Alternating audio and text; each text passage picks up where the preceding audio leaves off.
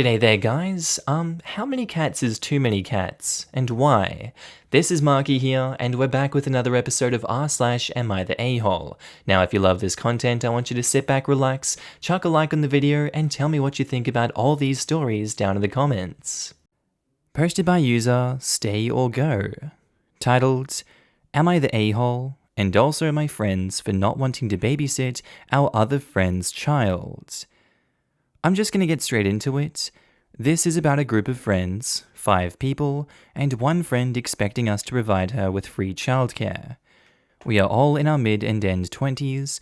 Some of us go to university and work part-time, others have finished their education and work. A friend of said friend group, I will call her Lily here, got pregnant about 3 years ago. She was separated from the child's father when she found out she was pregnant, and it was clear to all of us, Lily included, that he would be a deadbeat should Lily decide to keep the pregnancy going and get the baby. Since we are all pretty close, she discussed this with us. We are all women, by the way. All 4 of us said that this decision was solely Lily's, and we understand her situation sucks, but also all 4 of us were leaning towards an abortion with the following reasons. Lily had no stable income at the time. Her parents were supporting her financially, and adding the burden of a child to that seemed unfair. The father would be a deadbeat, meaning she was going to be on her own with this kid. Lily loves her freedom. She has a very big fear of missing out. As a single mother in a group of 5 single young women, there would be many things she would have to miss out on.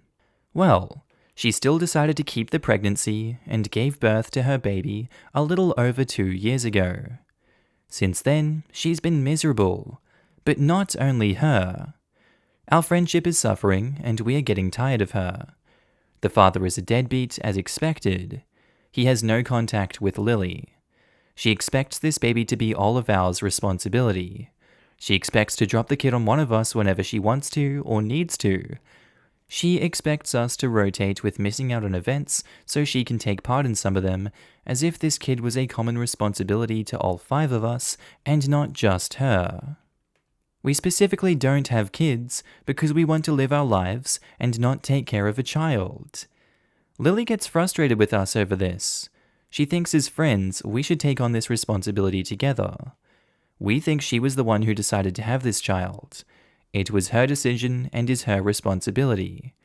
So Reddit, are we the a-holes for not taking care of Lily's child equally? Edit, if there are questions, please ask. Didn't want to make this too long.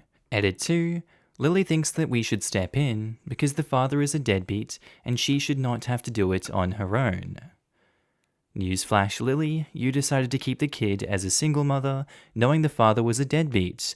It's a very hard decision to go either way, but you cannot expect your friends to pick up the slack that you and your baby daddy dropped. The child is not your friend's responsibility, and it's unfair of you to expect them to be looking after them and going on rotations so that you don't miss out. It's unfortunate, but when you have kids, you kinda have to make sacrifices. OP, I don't think you're the a-holes for not taking care of Lily's child. You gave her plenty of warning beforehand what would happen, and she still went through with it. I don't know why she expects you guys to change your mentality now just because the baby is born. That's unhealthy, and she really needs to get some help. Not the a-hole. Not the a-hole. It's not your responsibility at all. Your entire life changes when you have a kid, and it sounds like she is refusing to accept it so far.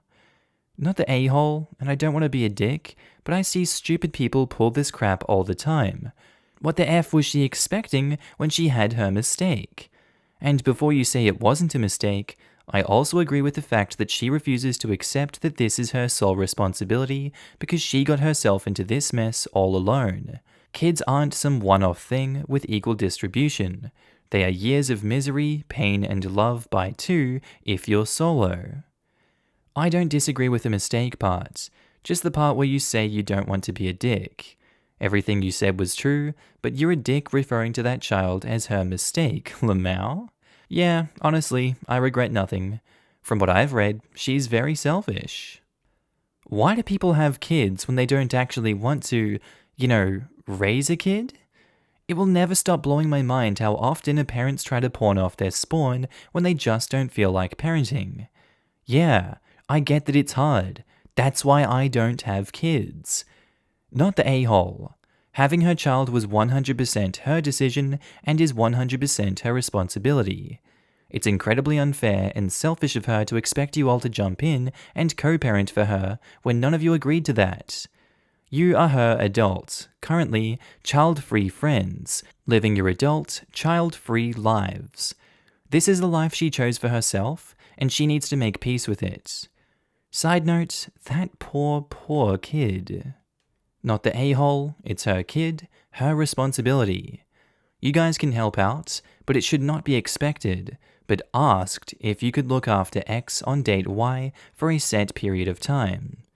Lily is the a-hole, asking friends to help out is normal, but expecting your friends to miss out on things they want to do so she can go instead? Not cool. She chose to have a kid. The burden of not being able to go to everything is on her solely. Update: am I the a-hole and also my friends for not wanting to babysit our other friend's child? First of all, I'm sorry for taking so long to update, but it kind of took longer than I expected and it was a process. I took your messages to heart. After posting here, I first talked to the other three, making sure we were all on the same page. We then arranged a meetup with Lily and had a very long, very tough conversation. We were really honest with her. We told her we love her dearly, but her child was solely her responsibility. We are not, and also do not, want to be any sort of parents to her child. Here is what we discussed. We discussed what you guys suggested. 1. Maybe she could try to make mum friends, so she has people who actually can relate to her, and also they can build some kind of babysitting schedule. 2. Maybe she needs therapy. She still has not adjusted to being a mum, and it's about time. We also wanted to set some rules in place. 3. We won't miss any events to babysit her child unless there is an emergency, meaning somebody is injured or dead. 4. We are open to do child-friendly activities sometimes, but not all of our meetings will be child-friendly. Either she has a babysitter for that, who is none of us, or she has to miss some of our activities. 5. Our studies and jobs are our main priorities. We won't sacrifice that because she has to be a mother. And 6. We offered her one Saturday evening and night of babysitting a month. The 4 of us would rotate, meaning every 4 months it would be my turn, where she could do whatever she wants and go wherever she wants for that time. In addition to that, we are willing to rotate babysitting her child while she is in therapy sessions if she decided to go. It was a really long talk, and I'm probably missing some things we all said. All of us cried a lot. We talked for a long time. Lily was very disappointed and explained all the things we already knew. How she expected us to take on her child as if it was ours, all the things I already mentioned in my last post. But she said she needed to just let this sink in. I saw her pain that day, and all 4 of us felt really badly and sorry for her. But it was a weight off my chest that I can't even explain. Lily has found a therapist and is looking forward to starting therapy in October. I truly hope this helps her let go of some of the sadness and also learn to accept her situation as a single mother and that we can continue to be friends with her. Thank you guys for helping me out. I am so happy to hear that you had that talk with her. You all handled it very well. I would have had a hard time with it as well because I hate confrontation. I love that you even offered together a sort of babysitting schedule that you would all rotate. That's not too much for you all to deal with, and to help when she's in therapy. Sounds like she had some hard thinking to do. I'm glad that she's going into therapy now. Did she reach out again afterwards to let you know how she took it all after thinking? Yes, she reached out to us to tell us that she has therapy scheduled and we are still talking. I think she's kind of grieving the loss of her life as a child-free person, and it really sunk in that she really has all this responsibility on her shoulders. We think that this is where a lot of her pain is coming from, and that before giving birth, she just really did not grasp what a big thing this would be. There are still parts of her that feel abandoned, which we really pointed out a couple of times that this is not what we are doing. We want to be friends with her. but I do have the feeling that also a part of her understands where we are coming from. This is great. I have one friend who ended up divorcing shortly after her son was born. Different reasons in different situations. I love stepping up and babysitting, and for free. But if I can't for some reason, I can't. She gets paid help when she needs it, and has rarely called with an emergency. She had a divorce lawyer emergency. Oh my god, lawyer wants to meet now. Can you watch sleeping 5-month-old for an hour and a half so I don't wake him? And called for some help when her mum was sick. I think this is the sort of thing that you should expect from a friend in relation to watching your kids, not anything else. I'm glad you guys aren't saying that you're not interested at all. You just want it to be a fair thing. Yes, we want her in our lives, and we just love her like we always did, but we felt that resentment was starting to build up, and we did not want this friendship to end. I really hope this schedule will help us and her to not lose our bond. Posted by user, Am I the A-hole missed birth? Titled, Am I the a-hole for not defending my brother-in-law for missing the birth of his daughter, even though I missed the birth of mine? So, my wife, 31 female, and I, 29 male, have 2 kids, our older son and younger daughter. My brother-in-law Josh, 26 male, has just had a baby girl with his partner, Brad. On the day my daughter was born 2 years ago, I was with my other brother-in-law Dan, also 29 male, when he was hit by a car. Understandably, he was in bad shape, and I called an ambulance, and his parents told me my wife was in labor. My wife told me over the phone to go with Dan to the hospital, and that she would be fine. She was more worried for Dan than anyone. We were both at different hospitals. My wife at the local hospital, and Dan and I at a bigger city hospital.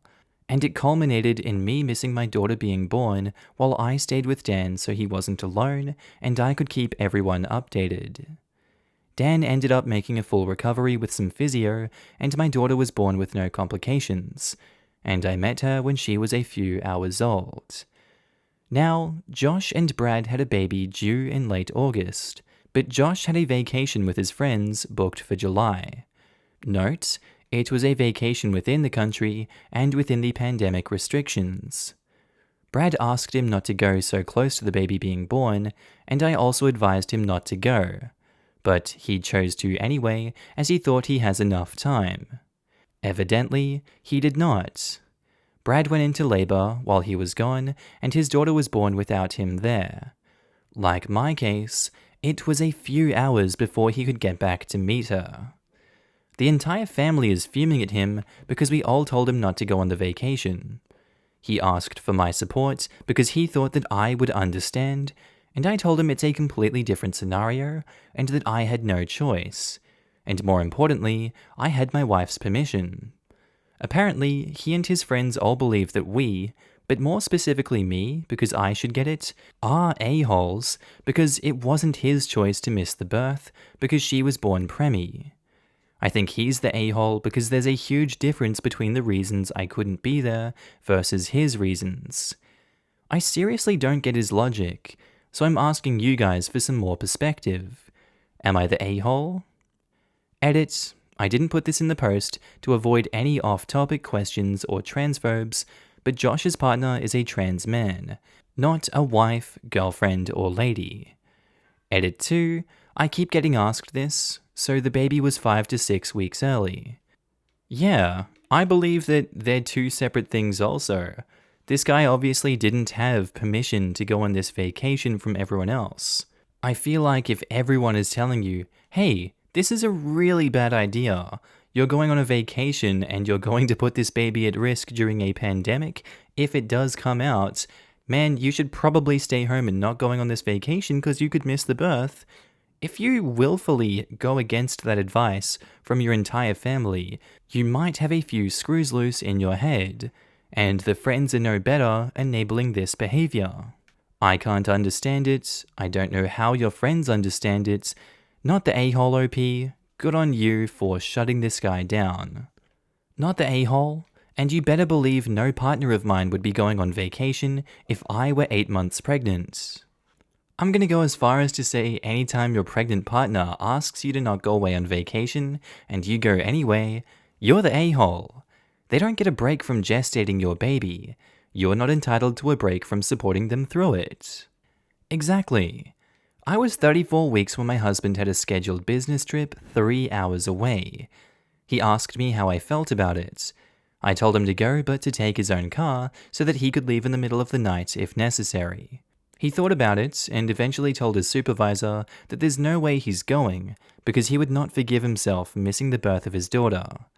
He missed it nonetheless. She was born full term during the peak of the pandemic when all support people, including the fathers, were banned from the delivery rooms.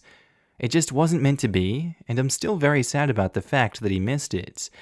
And there was literally nothing he could have done about it. Can't imagine how I would feel if he missed it because he was on vacation without me. Not the a-hole. He clearly didn't have his priorities straight. If he chooses to go on vacation when his pregnant partner is asking him not to, he is already an a-hole. He's just trying to use you as a shield. Update.